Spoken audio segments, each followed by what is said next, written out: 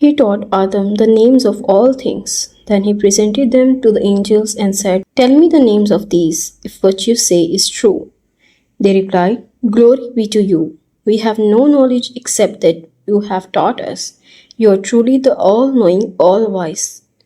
Allah said, "O Adam, inform them of their names." Then when Adam did, Allah said, "Did I not tell you that I know the secrets of the heavens and the earth, and I know what you reveal and what you conceal?" And remember, when we said to the angels, "Prostrate before Adam," so they all did, but not Iblis, who refused and acted arrogantly, becoming unfaithful. We caution, "O Adam, live with your wife in paradise and eat as freely as you please. But do not approach this tree, or else you will be wrongdoers." But Satan deceived them, leading to their fall from the blissful state they were in. And we said, "Descend from the heavens to the earth as enemies to each other. You will find in the earth a residence and provision for your appointed stay." Then Adam was inspired with words of prayer by his Lord, so he accepted his repentance. Surely he is the acceptor of repentance, most merciful.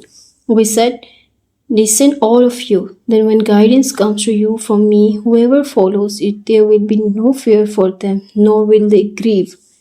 But those who disbelieve and deny our signs will be the residents of a fire. They will be there forever. O children of Israel, remember my favors upon you. Fulfill your covenant, and I will fulfill mine, and stand in awe of me alone. Believe in my revelations, which confirm your scriptures. Do not be the first to deny them or trade them for a fleeting gain, and be mindful of me. Do not mix truth with falsehood or hide the truth knowingly. Establish prayer, pay alms tax, and bow down with those who bow down. Do you preach righteousness and fail to practice it yourself? Although you read the scripture, do you not understand? And seek help through patience and prayer.